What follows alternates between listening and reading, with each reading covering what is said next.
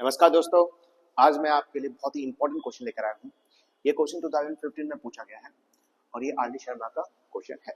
हो सकता है कि आपसे फिर से पूछ लिया जाए। ठीक है, क्वेश्चन पढ़ो। If S n denote the sum of first n term of NIP, prove that S12 equals to 3 bracket के अंदर S8 माइनस S4। क्वेश्चन काफी इंपॉर्टेंट है, हमें प्रूफ क्या करना है? हमें प्रूफ करना है S12 equals to 3 S8 minus S4, ये हमें प्रूफ करना है। तो हम क्या करेंगे, हम S12 की वैल्यू अलग निकालेंगे और 3 ब्रैकेट के अंदर S8 माइनस S4 इसकी वैल्यू अलग निकालेंगे, फिर LHS इक्वल टू RHS कर देंगे। अगर आपको ऐसा नहीं करना तो आप ऐसे भी कर सकते हो कि दोनों को एक साथ लेके चलो। मेरा मानना है जितना ज़्यादा ईजी कर सकते हो उतना ज़्यादा करो, तो मैं जितना ज़्यादा ईजी होगा उतना करूँगा, मतलब ईजी तरीके से आपको समझाने की कोशिश करूँगा। तो सबसे पहले मैं लूंगा S8। अगर मैं दोनों को लेके जाऊंगा तो आप लोगों को कुछ समझ में नहीं आएगा, तो इसलिए हम अलग अलग करके चलेंगे। ठीक है, S12 को हम कैसे लिख सकते हैं? उसको करने से पहले हम Sn की फॉर्मूला पता लगाते हैं। Sn का फॉर्मूला क्या होता है? आप बोलो n/2 2a plus n minus 1 multiply by d। ये तो बच्चा जानता है, जो बच्चा पैदा होता है अंगूठा टूटता है, ठीक है, उनको ही पता होगा कि Sn की वैल्यू क्या है, n/2 2a plus n minus 1 multiply by d। अगर मैं यहाँ पर लिखूँ S12, यहाँ पर क्या है S12, तो बताओ n की वैल्यू क्या है? तो n की वैल्यू है आपकी 12। ठीक है, तो यहाँ पर 12 है तो n की जगह पर क्या आ जाएगा, 12 आ जाएगा, नीचे 2, आगे 2a प्लस n माइनस 1, मतलब n की वैल्यू यहाँ पर कितने हैं, 12 है। 12 में से एक गया तो बचता है 11, तो क्या आ जाएगा 11d आ जाएगा।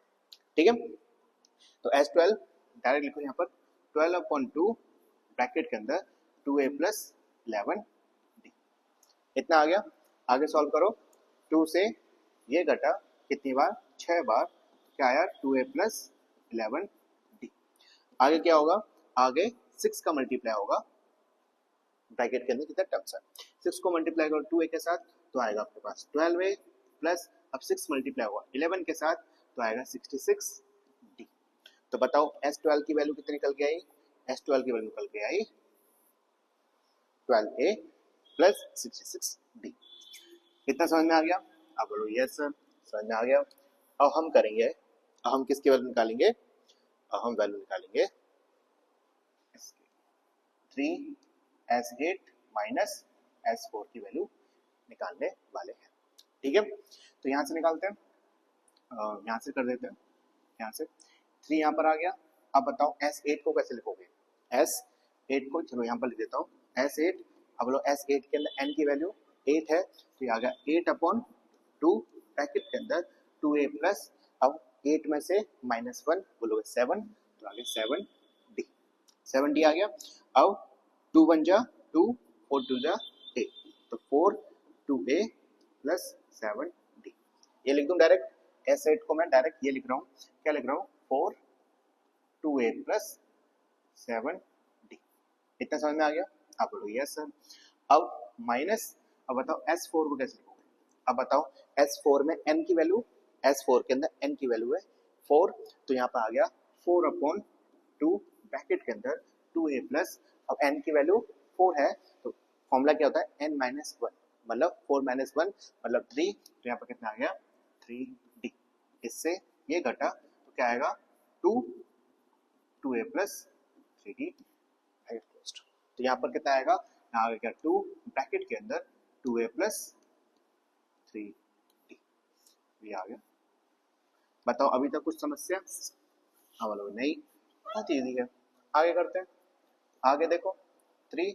अब हम मल्टीप्लीकेशन करेंगे, अब हम क्या करेंगे, हम मल्टीप्लाई करेंगे, 4 का मल्टीप्लाई करेंगे 2a के साथ, तो 4 2 जा 8, तो यहाँ पर कितना आएगा 8a आ गया। अब 4 मल्टीप्लाई करेंगे 7 के साथ, तो 7 4 जा 28d। ठीक है, समझ में आ गया? माइनस, अब 2 को मल्टीप्लाई करेंगे 2 के साथ, तो प्लस माइनस माइनस, यहाँ पर कितना आएगा 4a। अब -2a का मल्टीप्लाई करेंगे 3d के साथ, तो माइनस प्लस माइनस, तो कितना आएगा 3 2 6d, ये हो गया ब्रैकेट क्लोज्ड। आगे कैसे करेंगे, ये आ गया आपके पास 3 ब्रैकेट के अंदर अब 8a minus 4a plus minus minus 8 में से 4 गए तो बचता है आपके पास 4, तो कितना आ गया 4a।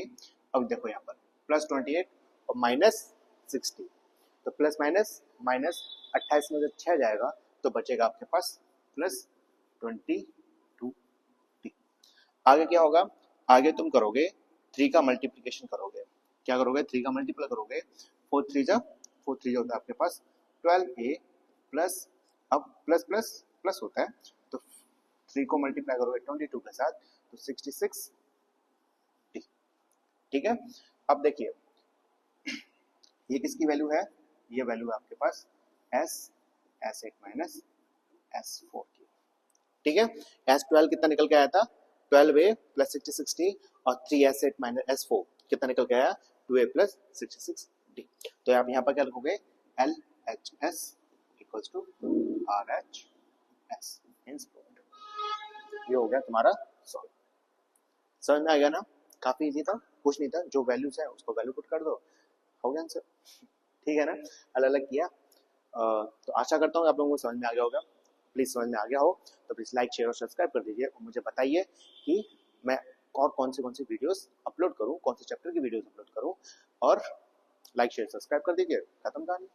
ओके चलते हैं, ख्याल रखिएगा, मम्मी पापा का कहना मानो।